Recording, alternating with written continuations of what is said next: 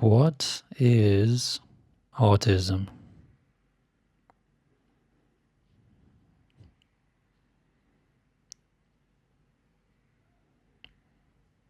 I don't know. I don't know. That's my answer. If you were to ask me what autism is, but we got to start somewhere. It's quite the beast of a topic. So it's not actually a thing. It's a label, right? A label we made up, a word. We live in a neurotypical world system. I don't think this label would even exist if we were in a world more geared towards autistic people. If we were that kind of world, then the neurotypicals would be called autistic. No? The reason this label exists, we or someone once saw someone with what we now call autism. It was seen as something wrong, quote unquote, because they simply didn't fit in, right? With the system, this whole matrix. Curious what a more autistic world, if you will, would look like. Probably organized a bit better, maybe. I see most others as autistic.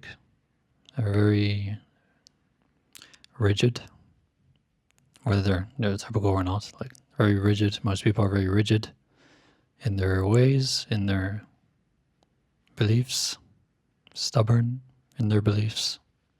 I think this is the third time I said stubborn in the third video now. We're also stubborn, guys. So there are two ways to view autism. Two ways to view this. Two types of autism, you could say. Just two ways that I view it. Let's just go with that. The first type, let's call it authentic autism. And the second type, traumatized autism. Now, authentic autism is basically what we already see in a child or baby, all these characteristics of what we call autism. And they're chilling, they're just themselves. Nothing really wrong, like seemingly wrong or whatever. And now traumatized autism. I know it's a heavy word, traumatized, but it works. Bear with me. It's what you usually see later on in life when they get slurped in by the matrix, the system, all the conditioning, contraction, all the difficulties, right? So what causes this? I don't know. So there are two causes, in my view. And now we get a little bit more spiritual, I suppose, higher perspective. So the first cause would be a soul level choice, where the being incarnated and they chose to take this on in their path. It came from a higher dimension and their vibration is very high, like their base standard vibration, which would then not be a choice to like get autism, if you know what I'm saying. It's just who they are, right? And it's difficult to chill on this planet, 3D planet and system. Yeah, there's a lot I can say about this. It's tricky, but it's fun. It's interesting. It's interesting and fun to analyze. And cause number 2 would be, and both causes are kind of like interlinked. They kind of overlap. It's like an amalgamation. Second cause would be, well, trauma, really. I mean, it's traumatizing in general to be born on this planet, walk around here on Earth. There's trauma you inherit from parents, perhaps, or maybe past lives, the whole shebang. And I would say some autistic people are more susceptible than others to conditioning or programmable. So if you were to ask me what autism is, what we refer to as autism, what it comes down to is,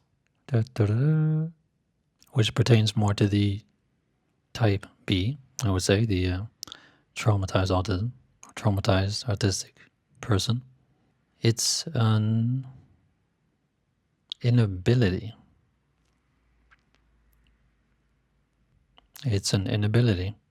It's like a contraction, strong contraction. Yeah, you feel unable, you feel perhaps a sense of helplessness. Yeah, every time I would feel a little, sounds weird, but like if I feel autistic, yeah, there's this contraction in me. There's like, oh, I can't do this, or I just feel unable, which again could come down to like trauma, or it's simply hard to fit in, in this system and the way things are done, like with jobs, for example, activities. Yeah, who really knows, huh? There's a lot I could say, but it's a beast of a topic. As I said, there's a lot I could talk for days, but perhaps try to sense where I'm coming from, listen to the space beyond my words. I hear many autistic people say they have like rejection sensitivity, and they desire a sense of belonging, which I can relate to. It can be pretty lonely walking around with a autism diagnosis. I think it's quite underestimated how lonely that can be. Maybe there's a reason they feel they're from a different planet. Maybe, maybe they are from a different, I don't know. Higher vibration, baby. What if you've never belonged? What if you stopped trying to fit in? It's quite liberating.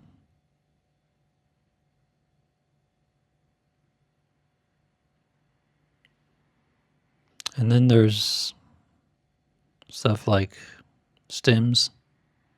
It's like this certain behavior, like flapping your hands, or I don't know, maybe even smaller things like curling your hair around with your finger, or maybe like one of those ADHD toys, fidget spinners. I don't know. Maybe an OCD-ish type of stim, whatever it is. I'm not too well versed on ADHD and OCD, honestly, so I'm not gonna speak too much on that. I wonder why it's called stimming. Must have to do with stimulation. They say it's like soothing in a way, or seems to me like something that's quite nerve-wracking, actually. It's kind of like a distraction, right? Like a coping mechanism. You're searching for safety, certainty, hand flapping. I was never a hand flapper. I knew one as a kid. Maybe it's some kind of stress, relief, shake it off. Either that or they want to fly or something. I don't know. You have many other things like non-responsiveness or not playing with other children or being non-verbal. Or perhaps they're just a little bit more telepathic. Coming back to high vibration and higher dimension, I as a child, it doesn't really make sense, maybe, to talk. Sounds funny, but yeah. All that being said, know that it is possible to detach from this sticky personality or aspect of your personality. This contraction, sense of inability, it can be dissolved. I mean, at the end of the day, who cares? Like, let's just chill. Autistic, not autistic, white, black, chocolate ice cream, vanilla ice cream. Hopefully I offered a decently well-rounded analysis today. But yeah, that's all, folks. Thanks for watching, and see you in the next one. Bye. So what the fuck is a social cue?